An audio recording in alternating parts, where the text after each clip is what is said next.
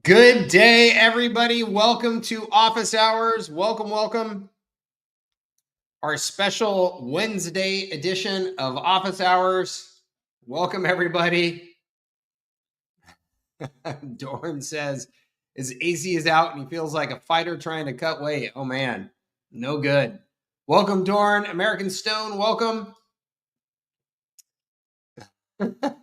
Perfect. Welcome. Siva, welcome. Anyone here connected external website to Go HighLevel before? Yep. Super easy. All you're doing is you're just embedding the functions of Go HighLevel in there. Nice and easy. Is it Pilly? Either one. Welcome. I had some travel plans this weekend, thus our Wednesday edition of Office Hours. Thank you for joining me. Thank you for the flexibility. If you are new to Office Hours, this is pure Q&A. I don't have any agenda for you other than to try and help out if I can. And any questions that you have, you can put into the chat here on the side. I'm also, or it's on the side for me. I don't know where it's at for you. I'm also going to put an invite link in here. And that link you can use to join me on camera. If you have any questions that are longer, more complex, need more context, need to screen share, things like that, then you can use that link and join me that way. Dorn says, long-time listener, first-time caller. Not true. Welcome, everybody. Welcome. U.S. Industrial Chemical. Can we create an app for our customers to use using Go HighLevel? Yes. And to be clear, you can't create just any old app. You can create an app for accessing HighLevel, for accessing your white label version of HighLevel. So if you want to give your customers a mobile app that says, here is our mobile app to access our CRM, marketing automation tools, things like that, then yes, you can do that. Okay. Good evening, Alan. Welcome. Thank you for joining us. Let's see here. American Stone, hopefully you got my note. You were trying to get edit access to all those documents. You just need to make copies of the documents. Make a copy, and then that copy is yours to edit. Okay? So hopefully that makes sense. If you're not real familiar with Google Docs, I know that can be a little confusing, but you just need to make a copy. Okay, cool. Good. Awesome. Perfect. All right, let me know any questions. I know there was some things in the online community I was going to check out because I saw me getting tagged on some posts. Here we go. Marketing audit. Zeph Mitchell, Z-E-P-H. That's a cool name. Zeph says, has anyone completed the marketing audit as a standalone deliverable? Or even when you do it as part of your total package, how do you present the deliverable? Anyone brave enough to post some screenshots? Cool. So Charles and Linda Musselwhite say, I think Mike Cooch's marketing audit can be a powerful tool for the right person. In full transparency, I'm not one of them. It's not that I don't like audits. I really do. My issue is every time I try to use one, I end up nerding out way too hard and completely overwhelming the prospect. Yes, I think that is a risk. Cool. Robert Reynolds then says, I really enjoyed Charles and Linda's answer. I think the marketing audit can work both as a lead magnet and a before and after tool in a service delivery process. Yes, Robert nailed it there. I think that's awesome. So Zeph, just to answer your question a little bit more detail, if you do that marketing audit, I recommend just a very simple presentation of the results. I've done that in just like slides, and I've done that just in a document format as well, either one. And I just do a very simple presentation of it, of here's the thing that we're looking for, here's your score, here's the gap and opportunity created by that. So, do you have lead capture on every page of your website? No. Great. Adding lead capture at every page on your website can increase your lead capture, right? You get it. So just a super simple thing like that, and then giving them a total score. You're at a 62 out of 100. So we've got plenty of room for improvement there, right? That it's typically as simple as that. And then, as Robert suggested, at the end of your surge, if you're following my surge to SaaS approach, at the end of whatever work that you do or system that you put into place, then you could show them a revised audit that says, look, now you're at a 94 and we're going to work to get you all the way to 100. So I don't think, for most small businesses, I don't think it should be a product. I don't think that you should be selling the audit, like attempting to actually sell the audit as a product. You should be using it as a lead magnet, or using it as part of that service fulfillment process. That doesn't mean that you can't put a dollar value to it. You absolutely can, but I don't think that you should be selling it as a product. Okay. When I did audits in the IT industry, it was great to sell it as a product because it was really a high ROI product that customers needed. So back in the day, when you're helping these businesses with their IT, they had all of these licenses, for Microsoft and antivirus and all that type of stuff. And if they were out of date on those licenses or improperly licensed, they would actually face a lot of fines from Microsoft and these other vendors. It could get very expensive. And so we would perform that audit and we would say, look, here's all the assets you have. Here's the licensing that you have. Here's the licensing that you're missing or is out of date, needs to be upgraded.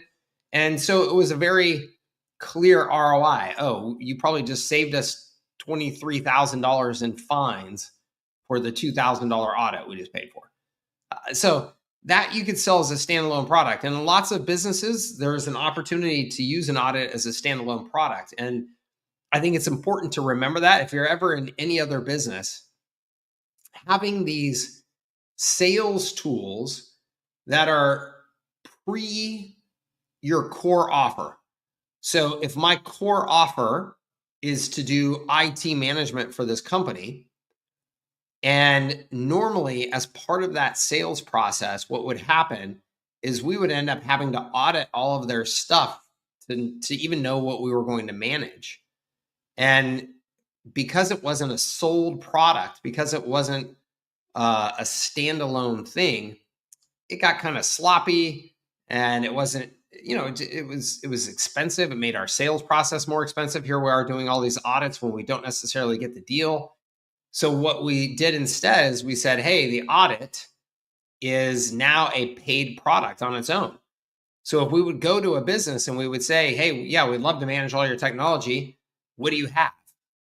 And they would say, we don't really know exactly what we have. We have this kind of hodgepodge of stuff we've bought over the years. And we would say, well, the first thing that we need to do is find out what you have so we even know what we're managing. And we can do that for $2,000 for, we'll do our audit. And then the great thing about that is you say, if you decide not to work with us, now you will know exactly what you have, any licensing gaps, all that stuff. So that's important for your business. If you do decide to work with us, we'll just roll the cost of the audit into our services. So essentially it'll be no charge for you. And that's a nice, again, it's pre the sale of the core offer. It helps you sell that core offer. It also helps you take some risk and some cost out of your sales process if you were having to do that work before you could actually kick off your services. And that happens in all kinds of businesses, all kinds of industries. So an audit is a really valuable tool to just kind of keep in your toolkit. Again, whether it's this business or some other business down the road. Pop in the video room. Yeah, absolutely. Let's see here. Jack says, I went through both Instagram courses, but I'm a little confused on how I could use the strategy since I'm working with a specific niche, not a local city area. It seems like it's more for restaurants and bars. Well, it's not just for restaurants and bars, Jack. But give me an example of the niche. It's certainly not a strategy that's perfect for every niche in every industry. But it's something that oftentimes can be flexed and adapted a little bit. I'm going to stuff my face with a bite of oatmeal here real quick, gang, because I'm starving.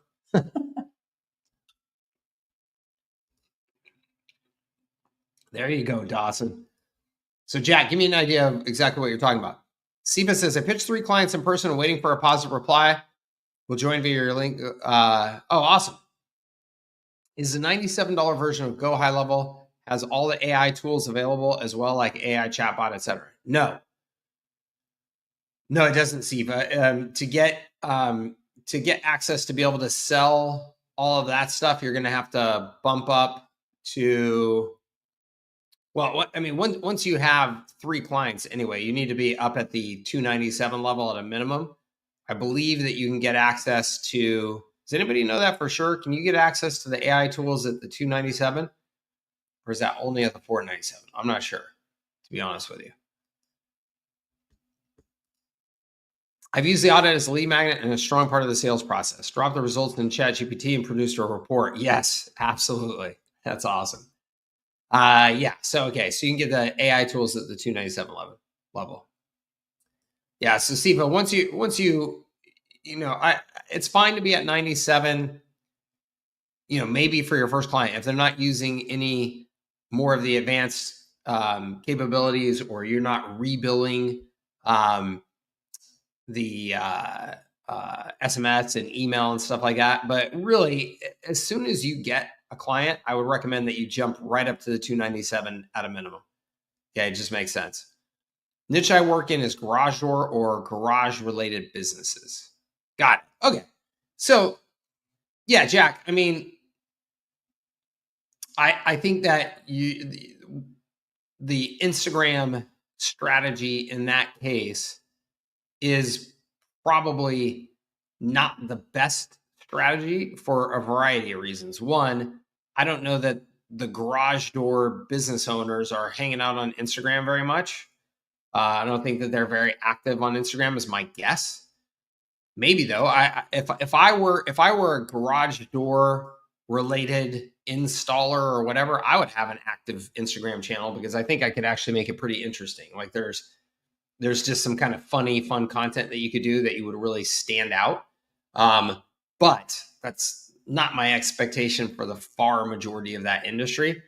I think with that industry, the majority of your sales is going to come from cold direct prospecting, unfortunately, cold calling and stuff like that. I also think direct mail would work really well for that business.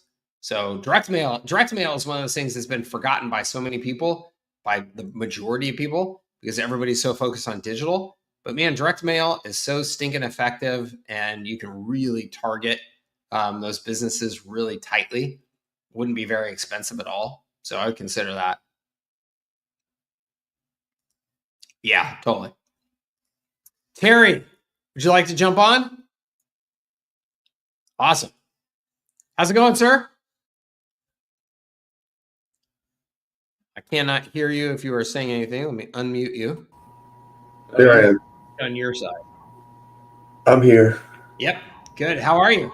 I'm doing great. I'm plowing through your stuff. The High Leverage Agency. It's really cool stuff, and it really fits with what my past experience was in another life. So I just had a couple quick questions. I'm still working my way through the different packages. Okay. So my first question is, I'm looking at the document, the package design worksheet. Mm-hmm. On the foot in the door, um, the free website and hosting is one big thing, and I can definitely see how to bring that in, at that low $97 price. The other packages that are on there, like a web chat or AI chat box. Well, first of all, when you're doing foot and door, we're just picking one of those generally, right? We're not. Generally, yes. I think that all of these can be really good standalone foot in the doors individually. I also think that you can do more like this fast start service package, where it's like you could bundle a number of those together and Does still keep it at a does lower that price still point. What's does that? that still pan out at like 197, 297 a month with the Yep. margin? Yeah. So all of them or a couple of them? I mean, it's easy to do all of them. I would base that primarily on the industry that I'm going after, and is there something that makes particular sense for that industry? I mean, Okay. there's no need to throw all of them in there if you don't have to, or it doesn't, or it's just not a real clean fit. Um, so for the garage door service company, I probably would not do a birthday funnel, but I could, have a some sort of resale campaign in there, but I wouldn't do a birthday funnel most likely. Um, but the rest of those things would make great sense for that business. Versus if I was selling to a restaurant, I would absolutely put a birthday funnel in there. Yeah, definitely.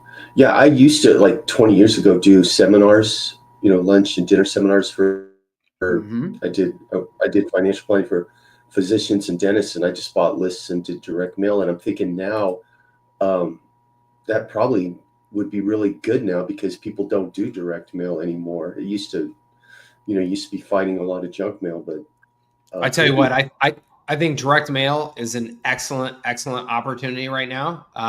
If done well, it's always been an excellent opportunity, but it used to be very crowded. yeah.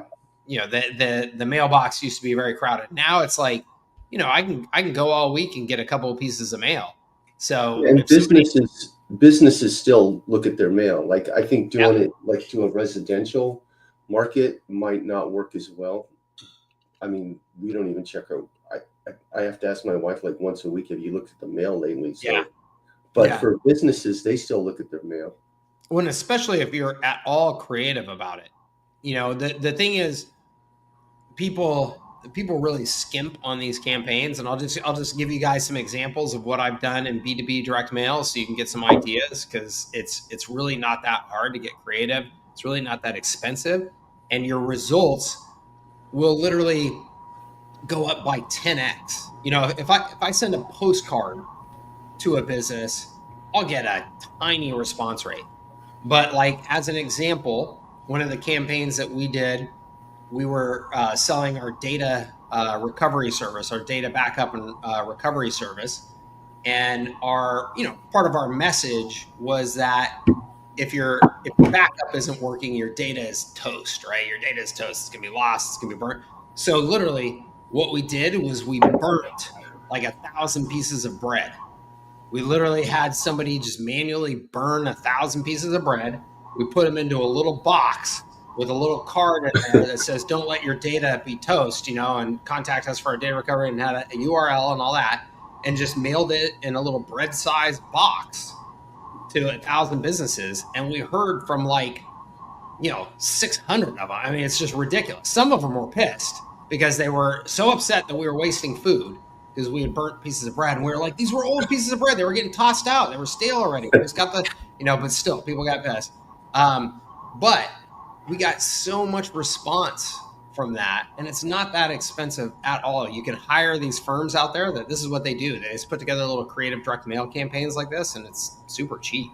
So, yeah, if you put any creativity into it at all, you can really get wild Yeah, or results. even just like almost like a standard, like a wedding invitation type of thing.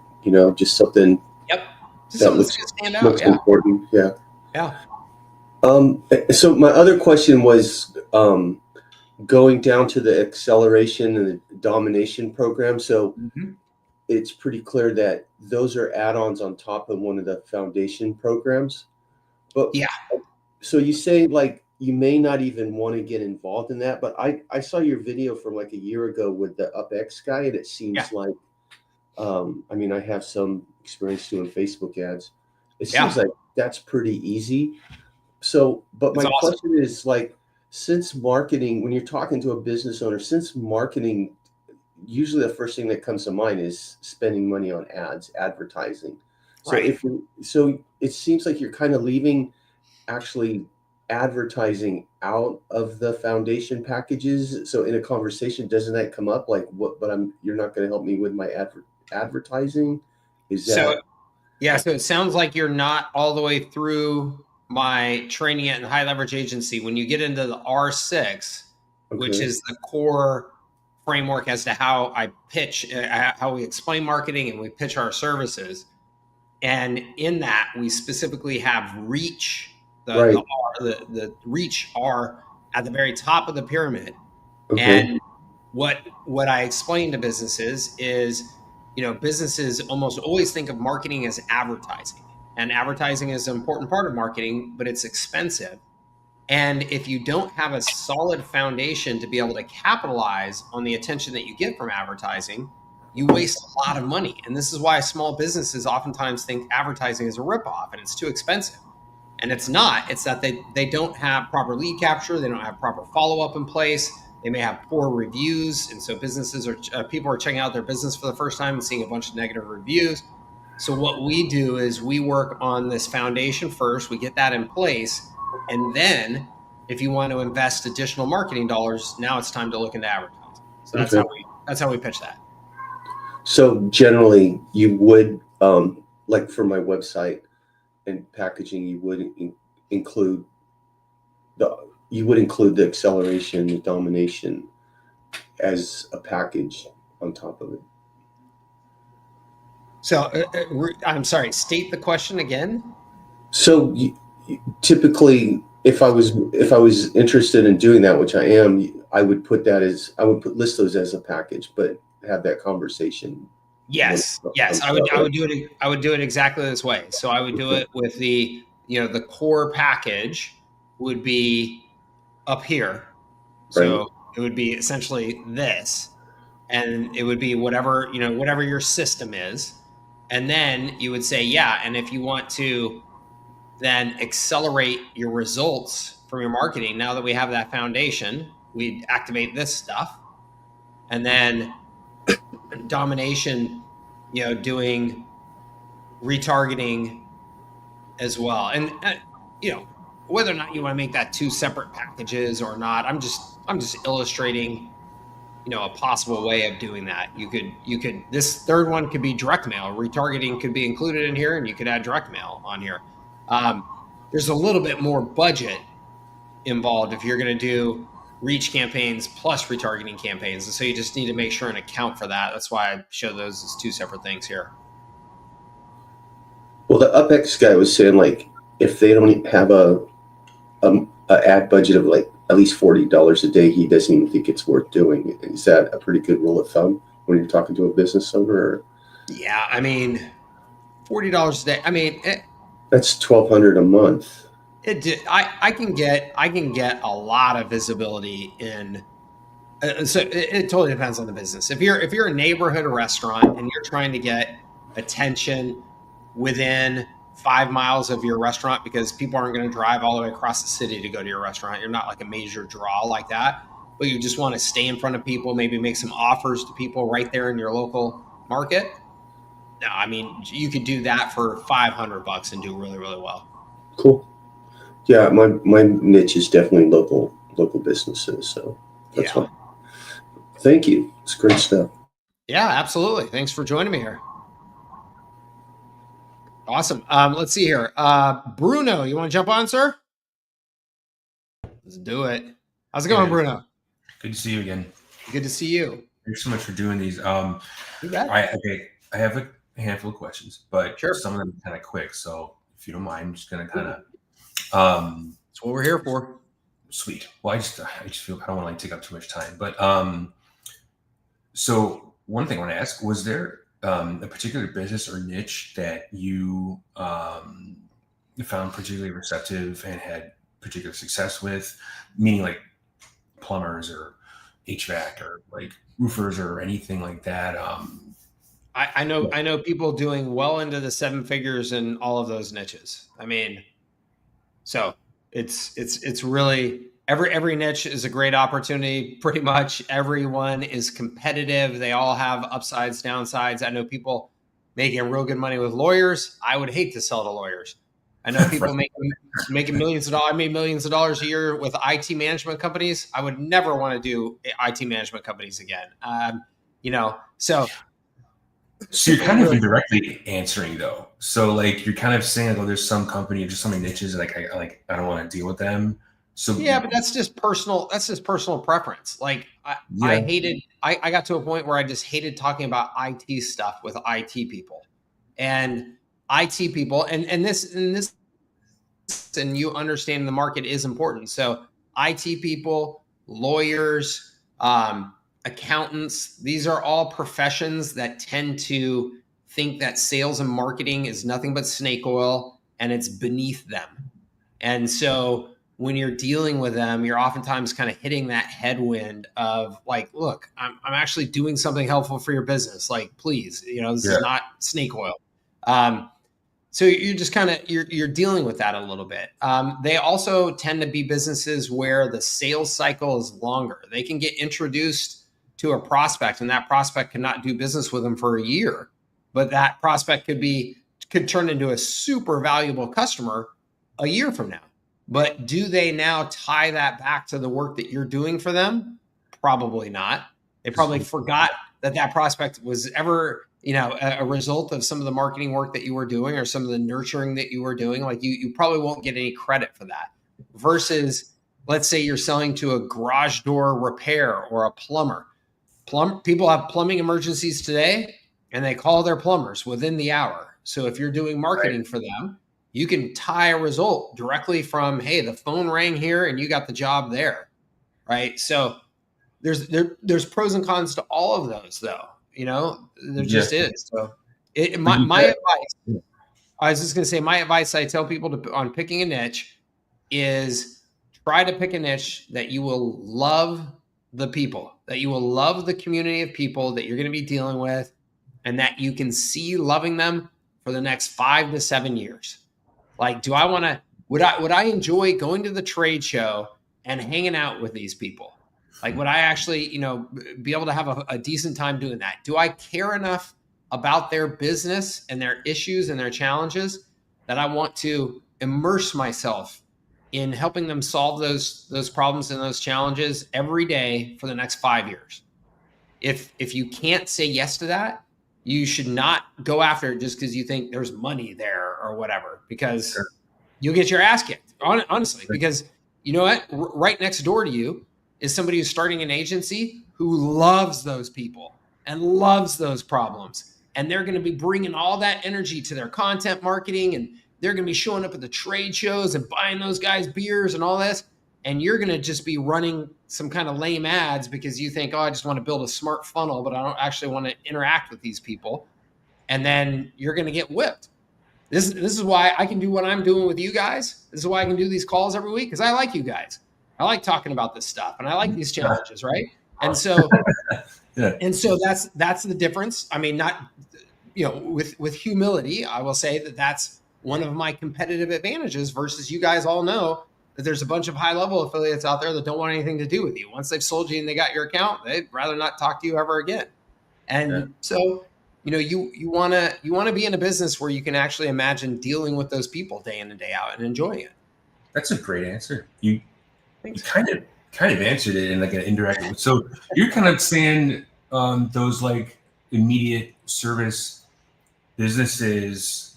I mean, and that's kind of what I was thinking about. But like that is interesting. And also like on that, you were talking about like your strengths and stuff like that. I mean, doing this, I imagine, is you need a combination of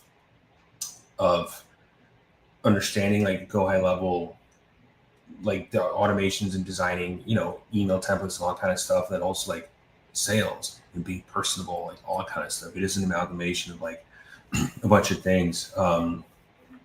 Okay, cool. All right, another one real quick. Yep. We talked a little bit about margin last week. You were like, watch your margins, things like that. And I'm probably being naive, but in my mind, I'm like, what, like, watch what margins we pay our agency fee every month, and then we have like a zillion sub accounts. Like, are there costs that I'm like not thinking about, or like add-ons that we're going to need on Go High Level and stuff like that? No, high level is the least of your worries. It's you or people on your team and any service that you guys need to provide that requires human effort to fulfill your service. If you were just reselling HighLevel, you would essentially have almost 100% gross margins, right? Right. Yeah. But you're not just selling the tools. You're providing some degree of additional service. That could Right. be very, very close to just the tool side of things. So as an example, let's say you were selling a system and that you have it so designed that you set up the surge, you do that initial surge, and then after that, really the customer is almost completely just running the system themselves. Then that's really close to the tool side of things, and your margins are going to be super high because your labor component is super low. On the other far side of that, you could offer essentially a full management of the system for them. Like, hey, you don't know any, Mr. Plumber, you don't know anything about marketing. You're never going to do anything, no matter how easy I tell you this is, and just go to this website and fill out this thing, and and your marketing is going to work for you.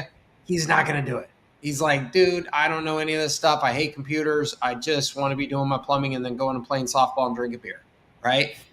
Cool. We offer a full hands-on management of your marketing system for you. And here's how it works.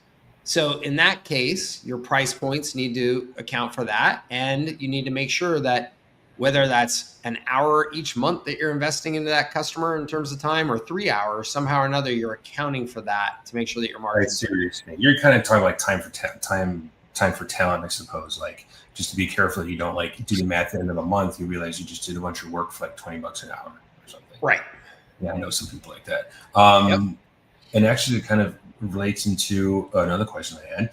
So I imagine like team, talking about team, I asked you about support a little bit like last week, and I imagine that support is it like the main, I guess, like expense of like having a team? And then I was curious about like, at what point should you consider having hired help for client support? Would you have resources you could point us to for that? What should we expect to pay? And then also like I worry about, and this is putting a cart way before the horse, but like people that might have clients, they sign on and like, what if they like start messing around and go HighLevel, screw stuff up? Now they're bugging us all the time for support. Have you dealt with that, or is that not as much of a problem as my brain is making it out to be? It is. So I'm going to share with you. I think everybody would be really, really, really smart to read this, and I'll put the URL in the. Okay. I'll put the URL inside in the comments here as well. So this is Superhuman. So Superhuman is the software platform I signed up to manage my email. I was going to say, it's like email platform, right? Yeah. Here in the last 6 months, I signed up for them. I signed up with them, and I got to say, one, they nail their value proposition. Everything that they say that you're going to experience from their software, you do. Like, you save time, you're faster, everything. But what I think, and what most people are really impressed with this company, is when they started Superhuman. Let's say it's $297 a year for me to use Superhuman. Okay. When they started Superhuman, they did a manual onboarding and training, required manual onboarding and training, and no additional cost for every new customer, with the leaders of the company literally doing onboardings. And they did this for, I want to say it was like the first handful of thousands of customers or something like that. The reason why they did that is because they found out all the things. They didn't try and automate and make everything magic from day one. They got on the phone. They sat there and, hey, Mike, show me how you're using email now. Great. Here's how you'd use it in Superhuman. Let us make sure we set up these things correctly and those things correctly. Now, what questions do you have when you jump in there and try and use it? How does it seem to you? Does it seem confusing anywhere? Like, They literally did all of that manually so that they could find out all of those sticky points and things that were going to cause more support, things that were going to cause people to cancel. If you take that same mindset, you will be working like a dog for the first 9 months of your business, and then you will get ahead of everybody and you will build something that has long-term sustainability and the right cost structure and the right support structure, all of that. So there is the shortcut answer that I could give you is yes, I would hire somebody for support right away. I would, right I would, away. yeah, I would. I mean, as soon as you possibly can, I would hire somebody, outsource, part time, probably like in the Philippines, and I would make them a part of your team. And I would say, hey, look, I want to work really closely with you on this. When I get new customers, I want you to help me with these tasks. I want you to help me with support tickets. I want you to help me with setting up the initial account, with setting up the initial snapshot, and then handing it back over to me. And then I'm going to do an onboarding call with a customer. But if you could take care of all that back end stuff for me, that would be great, right? And that's great. If you can hire somebody right away to do that, and then work closely with them, make them a part of your team. Don't think that you can just hand everything off and it's going to happen like magic. That's the big mistake that everybody makes, is they want all this to be so easy that they just want to hand it off and not have to think about it. But that's a really, really bad mistake in that first year of the business in particular, because that's where all the learning happens. All the learning happens from doing that initial setup, seeing how the customer gets into it, what are the problems that they're having, what are the questions that they're having, and really understanding that. And so I would recommend that you invest a good amount of your time in really understanding that process and doing those onboardings with the customer at the very beginning, and then turning that into as dialed in of a playbook as you possibly can. Now, that was a roundabout way of getting to your actual question, which are going to be the costs. So in the early stages of the business, your costs should be super heavy sales and marketing. They should be super heavy onboarding, and then moderately heavy support. And then as you go over time, your recurring revenue starts stacking up. Your sales and marketing costs are going to settle into a relatively standard percentage range of, let's say, 30% total sales and marketing costs. That's not going for crazy growth mode. This is like trying to operate at a profit mode. Okay. So somewhere around that range. Support costs, let's just call it somewhere around 10%. Okay. So now you're getting into that. Okay. Now we've got roughly 50% of our revenue is starting to get accounted for. You got some overhead costs, let's say another 10% in overhead. And then now you've got, let's say somewhere around 25% that you could invest in your service delivery and still have 25% net margins at the business. So those are rough, totally rough round numbers. But that's kind of what you'd be driving towards, is somewhere in those ranges. Does that make sense? Yeah. I mean, I'm initially, like, I'm doing whole sales and everything. I guess I'm just really thinking about, hard costs of HighLevel and I guess it's support. But that's interesting. You said that you recommend it right away. Okay. I wasn't sure. Like, I don't know. Maybe I thought. Here's the reason why. The reason why is I want you to invest every waking hour into sales and marketing that you possibly can to start. And so if you can hire somebody in the Philippines at $15 an hour who's an awesome service person and is going to bend over backwards for you, which you can. I mean, it's an amazing service culture and work culture there. And so if you can hire somebody like that to just help you with some of the basic technical stuff that isn't really value add for you to have your hands in every day, I would do it, because I want you to be as freed up as possible for sales and marketing. So you said, $15 an hour is kind of like what that might cost? Yeah. Okay. I mean, you can find them cheaper, you can find them more expensive, but yeah, somewhere that's a decent number. Do you have any resources you could point us towards to finding like VAs and I use Upwork and I use. I've always just posted on the Craigslist. There's a Craigslist for the Philippines, and then there's.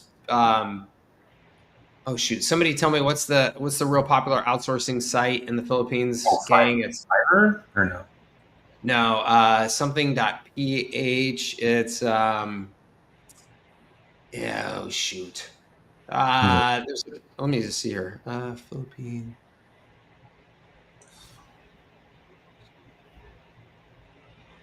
Are you able to find do people doing what we do search for people that specifically have experience in Go High Level? Like, I would imagine. Oh yeah. There's Yeah. a huge economy now around high level. Yeah, if you post anything about high level, you're going to get a ton of. And this explains also like how it's interesting because again, like I experienced Go High Level first as a client, sort of through this other agency, I guess we'll call them. And yeah, like I was onboarded by somebody else, and they set up my phone number and all that kind of stuff. And actually, it wasn't even somebody in the Philippines, I don't think. But yeah, interesting. You're still looking that up, right? Yeah, but I couldn't find it. I'm not sure what it is, but I'm sure if you use, any of the big marketplaces you see online, you're going to be just fine. Okay. All right. So then the question like people overusing support doesn't really matter, I guess, because it just your person will handle it or whatever. So yeah. Oh, the people overusing support. So you mentioned that there was like, what if somebody gets in there and screws things up and then requires a bunch of extra support? Because I poked around all that and I didn't so see anything else. Yeah. In that scenario, it's who are you serving and how are you establishing boundaries of your service with them? So in other words, you are somebody who's trying to learn marketing. So you got set up on high level and you're in there tinkering around and trying to mess with stuff. A plumber is not doing that. The restaurant owner is not doing that. They don't care about your workflows and your funnels and all that stuff. They just want to get more customers and make more money. So when we're setting up a system like that, I would communicate to the customers, hey, these things are off limits. These things are okay. These things are only only things that our team touches and manages. And if you get in there and mess with them in any way and break anything, we're going to charge you to spend the time to fix that stuff. So I would just be super note for terms of service. Yeah, absolutely. That'd be a good thing to have in there. Okay. Yeah. Can you from like as a permission standpoint hide like automations from yes. Some stuff you can hide. It's not perfectly granular yet in high level. And so you just got to kind of play around with it with the user settings. Okay. All right, cool. That's really helpful. This is great. This is great. Have you seen ads for services like Link Blue, LINQ, that they advertise like, do you know what I'm talking about? Like basically iMessage. No. So there's like services that are advertising, like you can have blue text bubbles, iMessage through Go High Level and other CRMs. And I was just curious if you'd seen that, if you had an opinion on it, anything like that. I don't even understand what would be the point. Why do I care? Because they say that it like the conversion rates or like response rates are way higher because when people see like a blue bubble in their iPhone, they, some people might say that you see a green bubble and you're immediately like, oh, this is like spam, whatever. I think all of that is just gimmicky stuff. It sounds to me like it's all just gimmicky. Like I wouldn't, that would be the cherry on top of 9,000 other things I would worry about before I ever got to that. Okay, cool. And then like one last question for today. And I hope I'm not overstepping boundaries. If I am, just please say so, whatever. Yep. Would you mind sharing information or like what it was like for you when you sold your first Go High Level agency and like, because I know you told us things that like, you're like, 7 figures, blah, blah, blah. How many users did you have at the time? Like how much revenue was that at the time? Like what multiple were you able to sell at? Again, I don't know if that's weird to ask, but I was just curious, like what it takes, I guess. No, I mean I had my business. It was my IT services company that I sold. That was somewhere between 5 and 7 million in revenue, with the far majority of that being recurring. And I got a nice, I got a better multiple than a pure financial buyer because it was a strategic buyer. It was somebody who needed my service platform that I had created to expand their service offering, and they needed it in a hurry. And because they were adding us in, they were going to be able to raise a bunch of money at a better valuation. Like, they had all kinds of reasons to want me. So I literally, and this is not necessarily recommended, but I literally had a deal at the finish line that I had agreed to. And I went out on a hike, which is where I do a lot of my thinking. I like to go hiking, and called them while I was out on my hike. And I said, I'm backing out of the deal unless you completely change the numbers. And they were pissed. And I said, I understand. I said, but I've had clarity as to how valuable the business is, and I'm not going to let go of it unless I get these terms. Oh yeah. And they agreed to it.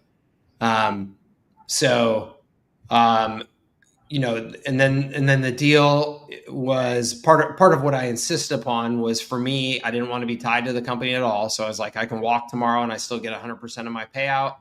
I want the majority of it in cash. We did take some stock as well in that, in the company that was buying us. Wanted positions for everybody on my team to be able to stay if they wanted to. So, you put all those terms in place. In terms of the multiples that you'll get, it's going to be interesting to see it shake out in this industry. I think that the multiples are going to be pretty darn attractive for anybody who's following my game plan. I think that they're going to be pretty darn attractive, because what's going to happen, and by the way, I'm going to send a video later on this afternoon on this very topic. But what's going to happen is that there's going to be this big ecosystem of all these agencies generating recurring revenue using HighLevel. There's going to be a bunch of private equity firms that are going to start coming in and saying, hey, you 5 guys, we'll buy all of your businesses and put them all together. And we'll give each of you a check for X dollars today. And we'll give you stock in the new company. We're going to build it up, and then we're going to sell it again. And you'll get the extra benefit when it sells again, because you have stock in the new company. And there's going to be a lot of people that are going to do really well. And those multiples are going to be nice because it's going to be recurring revenue. It's going to be systems-based recurring revenue. It's going to be relatively consistent across all these different companies. I mean, I've seen this happen now in multiple industries. It's going to happen in this one. I think it's better. I think this opportunity is better positioned for that than any of the other ones I've seen prior. So you'll see my video this afternoon. Cool. Yeah. I am a very, very firm believer that anybody who's getting into this space, if they will take the mindset of, I'm building this business to be able to sell it in the next 5 years, you're going to do really well. Interesting. What would you have any, I don't know how to put it, like how much, what would be the threshold of like recurring revenue that we would have to generate in our own agencies, and like how many clients? It's in the video. It's in the video coming this afternoon.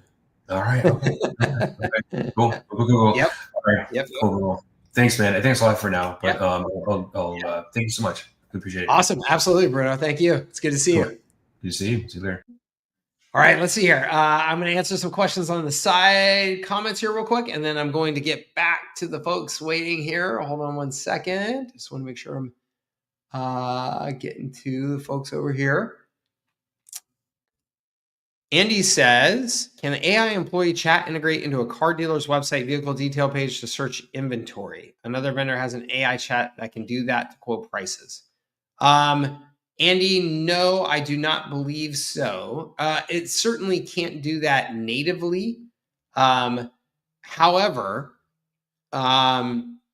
is there some way that you can accomplish that? I'm almost 100% sure. I just think it would take somebody that has some technical chops to kind of work with you on that. It's not something that's gonna happen straight out of the box. Okay. Yeah, and it says yes, once this train, the inventory is updated appropriately. And so That's the thing, Andy. If you were able to train, and maybe I'm misunderstanding, but let's say that there was a standard list of prices. If you had a standard list of prices, then you could train the AI and say, hey, here's our standard list of prices. Then that could work just fine. But if it's like a dynamic database that the AI needs to access and then search to see real time, hey, here's the price of this thing right now, and that's unique each time, I don't think that you can accomplish that with HighLevel at the moment. I wouldn't be surprised if it's not real far away, to be honest, because AI can certainly do that. It's just a matter of, can the way that HighLevel has AI set up for us, can it access a third-party system like that and talk to it? I just don't think that that's the case right now. Okay. Alan says, I've just upgraded from the $297 to $497 with a view to start reselling various options to extend my offer. Good. Paul says, oh, and Paul, I see you in the background here. I'll wait and we can chat. Alan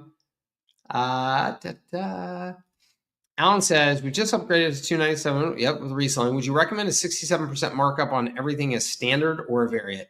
Alan, I would not be so concerned about the 67% markup on the resale services. Okay. The reason why is that I'm assuming that in your core package, you have those 67% margins. Okay. So let's say you got a base system that you're selling for $497 and you've got your 67% margins or better in that. And then now on top of that, some of your customers are going to take these additional service packages and maybe they're going to use more credits, and that type of thing. So you're going to be billing them for additional SMS and additional email. All of that is cherry on top. And it is all completely passive to you. You know what I mean? Like you don't have to lift another finger for them to use 10,000 SMS versus 1,000 SMS. That's just them sending more messages. And so because of that, those services can have lower gross margins and still just be pure profit for you, right? Because you've already got your costs of your business covered in those core service packages and how you're pricing those. So everything that we're talking about there is just pure bonus profit margin. So I say that to say you have flexibility, and particularly in certain industries, you should make sure that you are being competitive. Okay. And what I mean by that is there are certain industries that they've been using SMS like crazy already, and they know the SMS price points that they're paying. And so they'll want to compare your SMS price points to other SMS price points. And so you need to be aware of how that competition is presenting to them at what price points, and make sure that you're competitive. Okay. So I would be smart about it in that way. I've added the AI employee via your link. Oh, thank you very much, Paul, again. And I'll just real quick, since we're here, just help@servicesthatscale.com. Anybody who needs any assistance getting access to our bonuses. And I apologize, guys, but the HighLevel affiliate system does not always directly connect to our systems. So sometimes you sign up for these services and we don't see it until we have to manually do some research to confirm that that's the case. So sorry about that. Shane says, I've been working on my business 2 hours a day for months. I have over 600 email signups, but only had one strategy call. How do I stay motivated to keep going every day without seeing results? Shane, that's a great question. So this is a hard business to do 2 hours a day. It is. It's tough. And when you say you have over 600 email signups and you've been doing this for months, I mean, it's a solid start. And so I don't want to diminish that at all. But I would say, Shane, I don't know how much, or I don't know what you're doing to get those 600 email signups, but could you triple that? Could you quadruple that by putting some more ad budget out there or something like that, running some ads that are, really direct response to get people on your list? Because that doesn't require additional time. It just requires some additional spending, right? And I understand maybe you can't do that. And then the other thing is, I would say whatever you are doing to get those strategy calls, I would be aggressively testing different offers with that list. So you got 600 people. Every week, I'd be trying a different offer. Hey, free websites, whatever foot in the door offers that you can do, because a strategy call is one of the least attractive and highest commitment initial offers you can make, right? Like if you tell me, Shane, I have to get on a phone call with anybody one-on-one, I hate it. I don't want to spend any of my time getting on a phone call one-on-one with anybody unless either I'm getting paid for it or I know I'm already essentially at the point I'm ready to buy and I just have a couple more questions. That's it. But I would prefer to learn more about your services or take advantage of an additional of a foot in the door service or something that's much lower risk as a first step.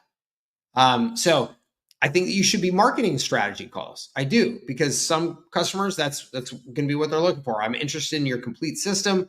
I would like to have a call first, but I would also just make sure that you're hitting them with a variety of foot in the door offers, sending out a newsletter each week, new foot in the door offer, new foot in the door offer, and just trying to mix it up and test those different offers. So I hope that helps you. And I understand, I mean, that can be tough at 2 hours a day. It can be hard to get that initial momentum going. Eric says, I'm almost ready to sign up. However, I'm Danish and currently based in Brazil. That's cool.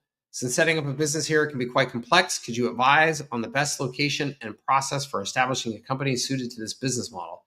Just for context, I speak 4 languages, have 30 years of experience in sales, and I'm fully confident I'll succeed with Go HighLevel. That's awesome. Good for you. Eric, I cannot, unfortunately, give you real good advice on this because I'm not real familiar with the legalities of setting up in a business, versus in Brazil, Europe, United States.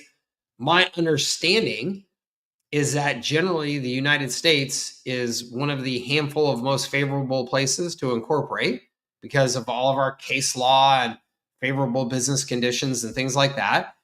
I would say over the last 10 to 15 years, there have been plenty of other countries that seem to be catching up and maybe even surpassing the United States in being easy to set up and do business. So Estonia, as an example, apparently very, very startup friendly, everything digital based. You can launch a new business very quickly there, apparently, just by hopping online, filling out some forms, and boom, you got a new business. So you might want to look there if you want to be more European based. In the United States, if you're going to do that, I would look at Nevada. Nevada and probably Wyoming would be the 2 top choices, I would say, to incorporate, because they have very favorable business environments, very low cost, no to low tax, all that. So I would consider those as top options if you decided to incorporate inside the United States. Okay, so hope that helps. Let's hear. Paul, you want to jump on real quick? Austin, you're going to be next. Then we got Juan, I see back there. How's it going, Paul? Going well, thanks. Awesome. So, thanks for the content. I've been coming around now for a couple weeks. Cool. And I was the one who has the 8-year-old agency converting, or we pretty much converted over from Infusionsoft Keep. Got it. Using HighLevel. And we've been using it now successfully, learning all the kinks and getting that kind of stuff out. Great. Ready to launch it for clients, get sub accounts. Great. One of the things I'm still having some difficulty wrapping my head around is, so I completely get the idea of tools and the services, right? We're not selling just the tools, don't get the count, but it's a kind of complete thing. So the first question is, when you invoice your client, and there was a little talk about this last week, you just say, here's what I'm charging you this month. It's not the tools are $150 and then our work that we're doing is this amount. Absolutely not. Okay. Absolutely not. This is very important for everybody to understand. You are selling access to a system, and you want that system to be one combined thing. and they are paying that monthly fee for access to that system. And that includes everything that you're providing. If that customer at some point or another says, oh, you know what, we're thinking about moving away because we don't really want you doing these campaigns for us anymore or anything like that, you then may want to have a downsell option where you say, hey, look, well, you got your whole business running in our tools. What we can do is we can drop our price to from $497 a month to $197 a month, and you can just use the tools. So, but that would not be something you present at the beginning. You want to present that system at a single price point. Yep. Okay. And then some of our clients are all over the place. Some are just like, do the work. Thank you very much. Others are, can you help me with this? Because you built my website. We have them on a care plan already. And then they go, oh, I'm having problems with active campaign, or Book Like a Boss didn't trigger when it was supposed, right? All that kind of stuff. Yeah. So I think that's a perfect candidate that I'd like to get them on. But aligned with the question earlier, how do you handle those people who kind of want to get in a little bit dirty, yet like, am I going to train them on how to use this? Do I say, go find a video? You know what I'm saying? Well, so let's go back to, so first, the very, very important issue of customer selection, customer qualification. So if you are operating under my ideal model and my ideal approach, you would have a system that includes all of these things, let's say, including email. And if a customer was like, well, I still want to use Active Campaign, I would say, yeah, no, you come onto our system and we migrate you onto our system, right? So you could, if we went back and looked at some of those fast start packages, let's just say, just as an example though, I'm not saying this is going to be you, Paul, but maybe somebody else listening, theoretically, this might benefit. So you could offer more like this fast start package where you've said, hey, we're going to offer these things. And yes, there is email included here in this conversations inbox and also in this birthday funnel, but that is email specific to those features. And so if somebody still had an email platform they were using or whatever else for their marketing, that could be totally fine. And you could just sell them all these services and have a great offering. It's like, it's more isolated. It's not this complete marketing system. It's more isolated to these kind of front end features. We're going to give you chat. We're going to give you voice. We're going to give you the conversations inbox. But again, that email, if you're familiar with how HighLevel email works in the conversations inbox, you could use that completely independent of whatever other system they're using. And then the birthday funnel or resale campaign, you could set up that resell campaign for that birthday funnel, but that is email just coming from this system specific to that campaign. And then that's it. So you don't have to be their email system. You don't have to be their full SMS system. So you could, again, have a more isolated set of services that can still work really well there. And so when you say the question of the training, if somebody just wants to get a little bit dirty, give me an example of like how you're thinking about what would you sell them if they were just trying to get a little dirty? Yeah. So I'm thinking about one particular client that I mentioned. They have Active Campaign, they have a calendar, they have, not much of a CRM that they're using. And this would, I think, is a great starting low offer for them to get in with this. Yeah. So we would sell them a package, whatever that turns out to be. And we would, do the work to get them off a Active Campaign and in. We would hook up their calendars and make sure that it's like it was before. Yep. That their short, URLs have the same thing, so there's no loss in continuity, etc. Okay? Yep. I envision, and maybe this is just the way, I'm overthinking something, is they go, oh, like I can now manage all my clients in one place instead of going to Google Sheets. Like I can search for Jane Smith and see all of her information there and see the emails and this and that. Great. I would like to do that. And I think that makes sense for them to consolidate, right? I don't think I would ever want to say, go do your active campaign over there and we'll handle these emails in here. I think it makes sense to consolidate like that. But at that point, they go, okay, I have these things. What do I do? Like, what kind of, is there any different onboarding for where you are doing all the work for them and you're their marketing agency and handle everything versus they're going in, or they may want to use it to run their business themselves as well? Yeah, I mean, it would be, yes, it would be very different training. And so if I was doing like full management for somebody, the management, I mean, the training would be Nil almost. well, it would be, here are your interaction points with the system. I mean, your customer is still going to have interaction points with the system. And so I would try and isolate those and secure those as much as possible and say, here are your responsibilities and your interaction points. The rest is up to us.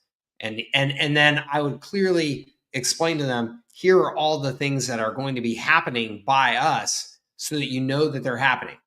As an example, when we were working with the IT management companies, we would do these really clever cold email drops, prospecting drops for them, and they would get a huge response rate.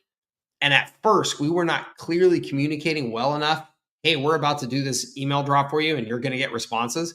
Right. And people would freak out. And they would literally call us up yelling at us and go, Mike, these people are emailing me. I don't know what to do. And we'd be like, those are prospects, dummy. Like, now respond to them, talk to them, So it was, but it was our fault because we weren't letting them know, hey, we're about to drop 1,000 of these emails and you're actually going to get responses. So that would be the extent of the training, though, versus on somebody using the system themselves. Then yes, the training needs to be more exhaustive on, here are the CRM features of our system and how you use them. Here is how you send an email. Here's how you send an SMS message. Here are templates we've created for you and where you locate them. And so you're going to want to have that training available. Most of that video content, that you put together and have it available inside of like a little training module for them, but then also do like a live onboarding. And then I recommend that you have live weekly calls, office hours calls, just like this, as well as the support ticketing system. Okay. In your opinion, is that a worthy client to go after? Like one who wants to go into the CRM and, let me add a task. Let me add an appointment. Let me look at their billings. Yeah, it depends. I mean, so what I would recommend to you, this is what I recommend to everybody, is that you are ideally proactively designing your services with boundaries that make sense for you, targeting very specific customers where this value proposition is going to make sense for them. And then anybody outside of those boundaries, I say no to. And I say, hey, maybe this is an opportunity for you in the future. We're going to be communicating with our newsletter. We're going to be nurturing them, sharing with them more about what our system is all about and how we use it. At some point or another, they may go, yeah, that's great. I want to be on that system. Let me go ahead and move everything over there and be a part of that system. Let me follow Paul's game plan, the way that he's designed it. That's your ideal scenario. And so if you're telling me that this customer, if you're asking me, is it worth it? What I would be thinking is, what is my target customer profile? How do they act, behave? What are their needs? What are the things that they're going to say yes and no to? I would define that proactively and make sure that my service is designed for them. And then if they are outside of those boundaries, for me personally, I would not work with them because it kills your scalability. Now, all of a sudden you're doing these workarounds for them when the rest of your customers don't need that. Saying no, as I often say, is the most profitable thing you'll learn to say in your business. And so that sounds like a no to me, but again, I don't know exactly how you've defined your target customer and your service offer. So, okay. Then one last quick, easy question, I think, for the training videos, that we make available. There's tons of training out there. Should we definitely create our own training videos that basically mimic everybody else's, or is it okay to use some, I don't know if there are generic ones out there, or if HighLevel has their own that walk people through? Or I think that it makes a lot of sense to invest in a package of the generic ones and use those for a lot of the basic features in HighLevel that somebody may click a button and go, I'm not exactly sure how to use this. Let me watch this quick little generic video that explains that feature. But I think that everybody should expect that you are creating your own training specific to your service and specific to that customer profile that we just discussed, so that you are delivering something that is really tailored to them and that demonstrates your value as a service provider. Okay. So, you have a lot of more personal touch for your brand and your business that you can create in those videos to make the customer feel much more comfortable and confident in what they're using, because you understand them and you understand their specific business needs and their specific profile. And so I would be actively seeking out and excited about those opportunities to create that training, because that will really help you differentiate your business. Okay. Cool. Thank you so much. Awesome. Absolutely, Paul. Thanks for being here. Thank you. All right, Dawson, my man. How goes it? Good. How about you? Good. I like the hat. Let's go Raptors. What's going on? Yeah, they're definitely not as good as the OKC Thunder, but I'll take that. Man, yeah. Anyways, I've been getting into writing blogs again as part of my partnership with the office space. So I was just wondering, I converted it to a PDF. Could I send it to you to see if it can open? Yeah, go for it. Okay, so do I just send it to mike@services.scale.com? Yeah, or you can send it in the private chat as well. Oh, Paul, very good. I just saw your private chat. Paul wins the day with onlinejobs.ph. Bruno, this is the business I was trying to remember the name of and I couldn't. This has been a fantastic resource for me for a dozen plus years. So anybody looking for help in the Philippines, that's always been a great resource. Upwork is a great resource. Paul, thank you very much for sharing that. Dawson's blog test. Okay. There, I sent it to the email.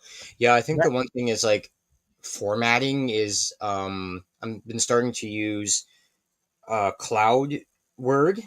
So when I go onto the cloud, I think I have to download it back onto my device, my phone or my computer, before I could send it out, because if I try to send something straight from Google Docs to somebody else's email or something, sometimes they need permissions, or sometimes they need some kind of access to it, or they don't even get sent the document itself. They just get sent a link to Office 365 and they can't even access it.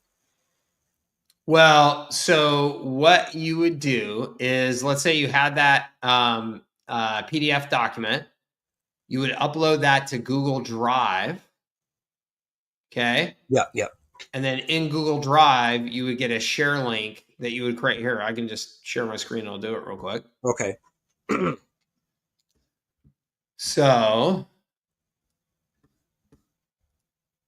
right. So this is all kinds of stuff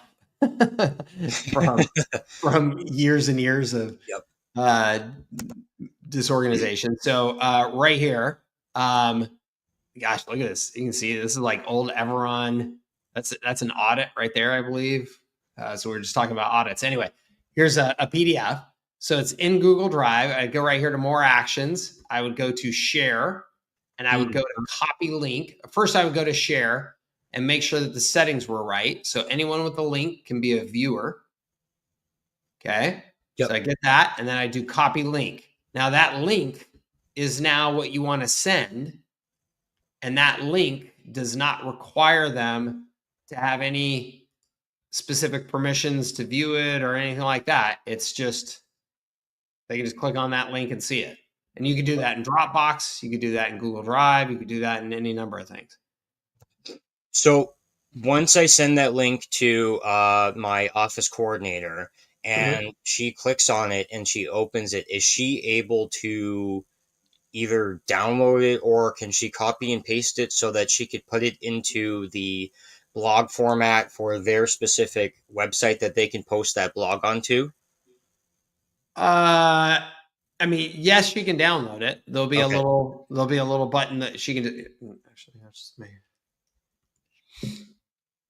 So let me share this tab.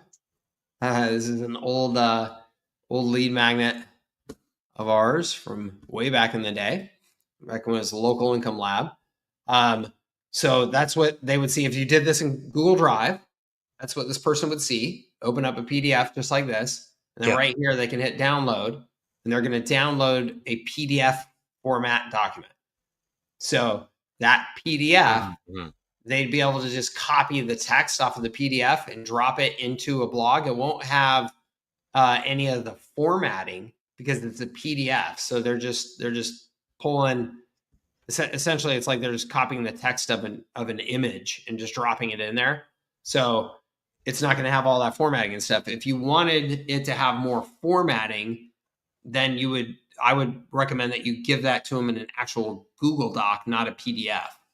And that Google Doc, they would have more ability to you'd have more ability to put formatting in there that would stick when they copied it and pasted it into their blog.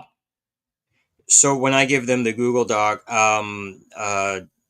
link, I think I can allow them permission to edit, and then they can edit it. Correct. Okay. Yep. I also have one image that's in the middle of the blog. So the only thing I think is, like, I think if I give them the PDF, they might be able to like cut it out and paste it onto the blog. I wouldn't do that. I would put the image inside of the Google Doc and just let them grab the image. The actual image, rather than doing a cut and paste. Yeah, so when I give them that means that they will have access to the Google Doc to edit, and then they can take that photo and just copy and paste it. Right. Okay. Yeah, because I just wanted to add I wanted to add blogs because it's added value to the overall part of the business, because I'll offer the photos, and then I also offer people can access these blogs. They also help my writing, and I'm pretty good at it too. I'm spitting fire on these blogs right now. So I'm getting these typed up. I'm typing these up, and I need to write about eight entries for the for the thing. So nice. Yeah, it's going to go well. Awesome, man. I love it. And keep in tune for next week. Black Sabbath will be having their final show. I think they're doing a pay-per-view in early July. So keep in touch with that. All right, I'll look for it. Okay, thanks, Mike. Rock and roll. Thank you, bud. All right, we'll talk to you soon. Take a bite of that oatmeal, okay? I'm all done. I got to do something else. Health is wealth. That's right. Thanks, Dawson. Juan, I see you back there. How are you, sir? I'm good, Mike. How are you, man? I'm great. Thank you for waiting patiently. Yeah, no problem, man. How can I help? Just a few quick questions, hopefully, man. Sure. One, I've been doing some calls. I do Zoom calls, to get people on and try to, give them a little pitch. But I've had a lot of abbreviated attention spans, and I think it's because it's been more tell, less show. So I'm building out some demos to set them up and just kind of fully be able to help people understand in context exactly what they're getting. Yep. My question is, do you know a way to set up a fully functional demo with the SMS part that works, since you can't do the registration with a dummy company? Yeah, I mean, I would just set up essentially like a dummy number on your company, and I would just create like a demo funnel landing page. So it was like demo our SMS, have them go to that page, have them put in their number, and then have the SMS have like some sort of autoresponder sequence kick off. Is that what you mean? Well, what I'm trying to do, like for instance, one of these is a home services, it's a roofing company, right? So I built out a complete homepage, not a whole site, but just a landing page, that serves as a homepage for the website, because websites is something that I do as well. So I want to showcase the design as well. Yep. So what I would like to be able to do is, there's an offer on the homepage. I'd like to be able to walk them completely through getting that offer, showing them that I got the text message, right? The scheduling part of it. Hey, this is confirmed. We got this appointment set up for this time and date. Manually moving them through the timeline, without the wait steps, right? Just moving to the next step so they see the next message and say, this is how it happens all the way up until the time the appointment happens. And then after the appointment, you get the follow-ups, yada, yada, yada. Yep. So you said just build. Yeah, I've done that. I've done that in multiple cases using HighLevel to sell some of the things that we've done. And yeah, you would set up a workflow where you're literally saying, hey, Mr. Contractor, thanks for giving us your number. This is a demonstration of how this system would work for your business to book you jobs. Step one, we would immediately respond to somebody once you got their number saying this. And then step two, we would invite them to, or we would ask these 3 questions. So let me ask you now. And you'd ask them a question and they would respond and they would go, great. Question number 2. Great. Question number 3. Great. Well, it sounds like it's a perfect opportunity to book you on our calendar. Here's the calendar link. Click on that. And then you take them to it. Just, show them exactly how it would work. And then your messaging at the end of that sequence would say, wasn't that great, Mr. Contractor? Now you can see how you can be out on jobs and we can still be booking you new jobs without having to get interrupted right in the middle of your work all day, every day. Right. So, okay. So what you're saying is build them out on my main account instead of creating a separate sub account for them. Yeah, I would just do it on your account. Yeah. Just register a separate number under your account. So it's not your main number. And then I would just set up a funnel and have that workflow that I described operating on that number, for that funnel. That makes sense.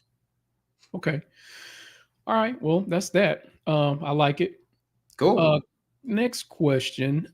In the R6 snapshot, and maybe there's been another, something else new since I imported this a couple of weeks ago, but the version that I got imported right now, none of the variables are in, all of those email templates that's got the variables for like the footer colors and all of that, that hook up to the custom values. Yep. None of those variables are in the email templates. That sounds like. I lost your audio, Mike. Sorry, I hit mute. If that's the case, that's definitely our bad. And I will immediately check with my team on that to make sure that we're getting you guys the right stuff. Cool. I'll just send it. Let me just send a message real quick.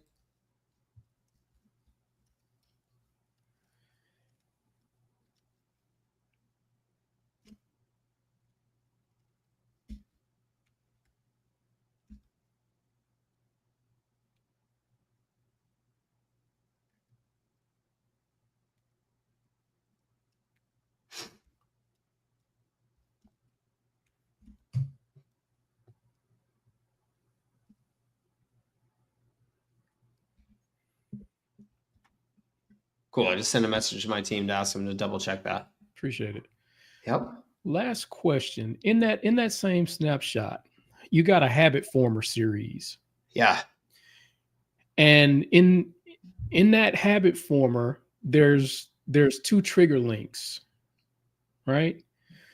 And I may have a complete misunderstanding of trigger links, Mike. So walk me through it a little bit here. So what I walked through that, and there's one to claim the offer, and there's a redemption link to redeem the offer. Yeah. And they shoot a text message back. If it hasn't been used, it shoots a text message back and says, hey, show this to the person serving you right now. Right. Yeah. And I noticed that the links that are set up for those go to a couple of funnel pages. Yep. But when you actually click on those links, they don't go to those funnel pages. They just shoot you a message back.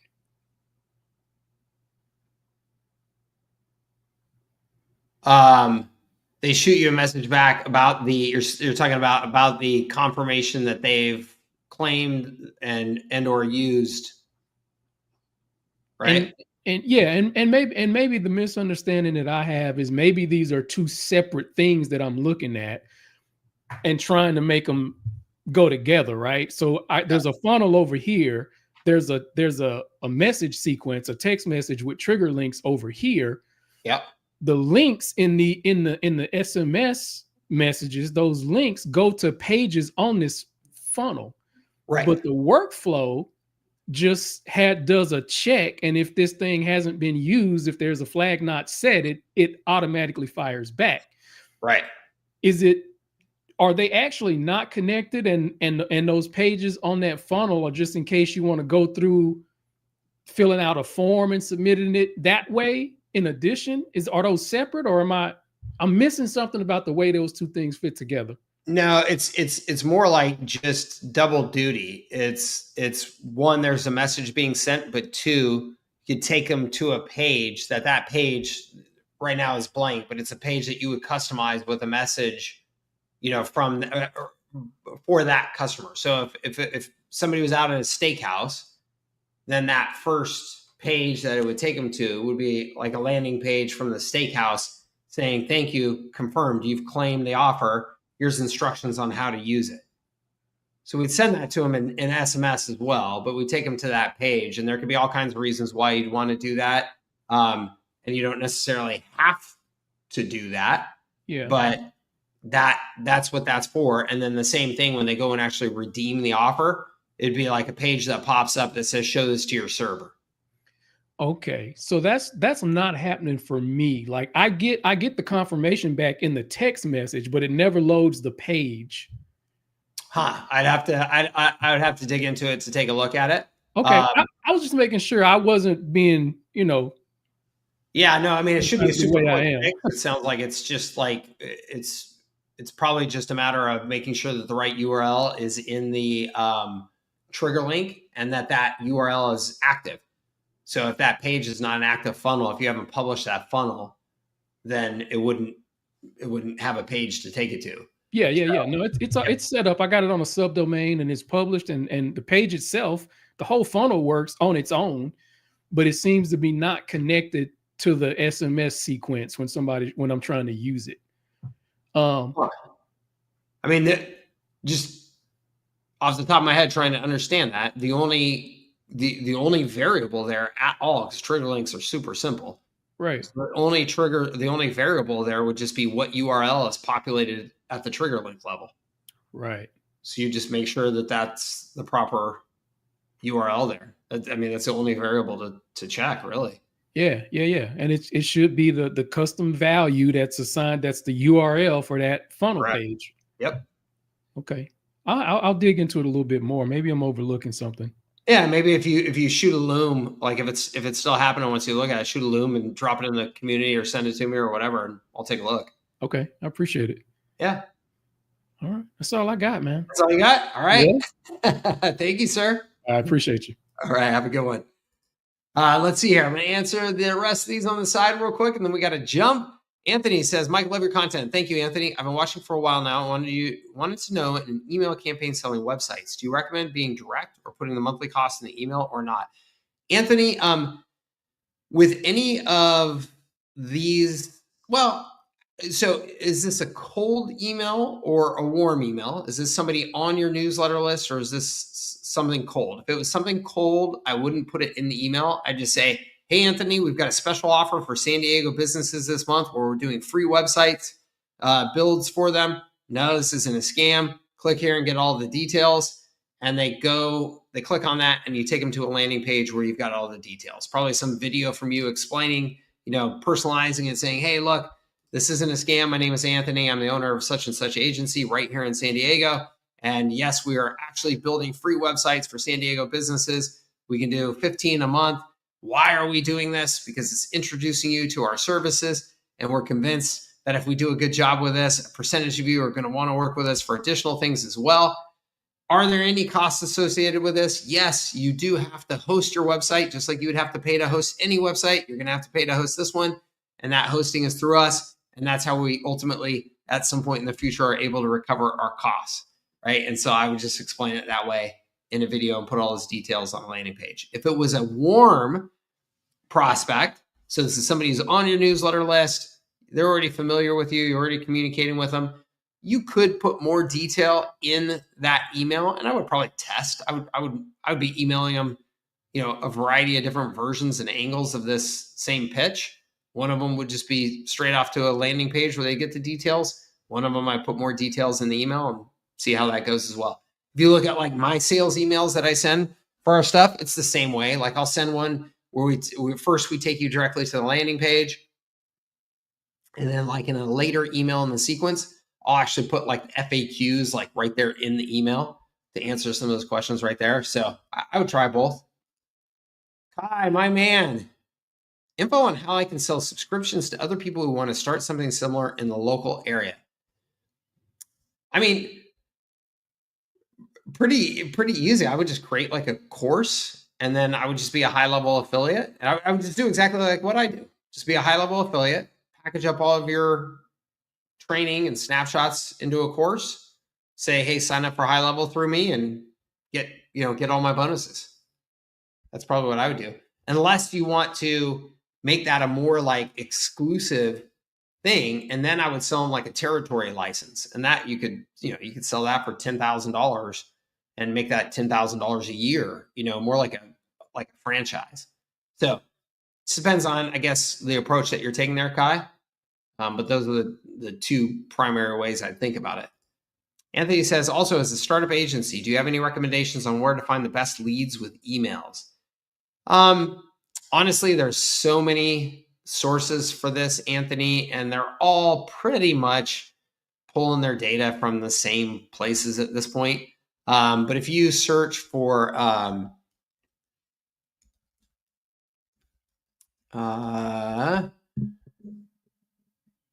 so Zoom Info is the big dog now. This is such a cool company now to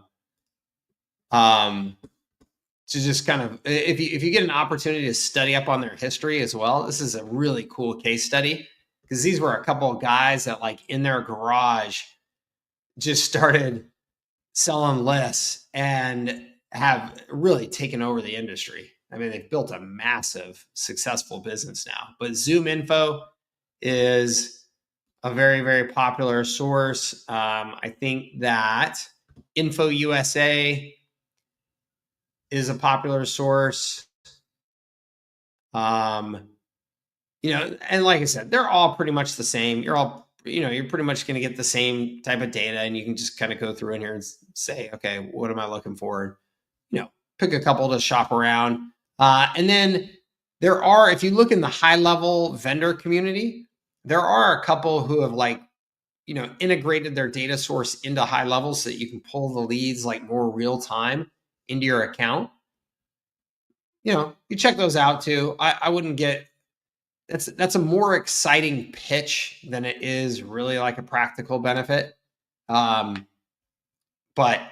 if the price is right and you feel like that's a better solution, you could do that as well. And like I said, there's a couple of different companies in the HighLevel marketplace that you can find that are doing that and seem to be having good success.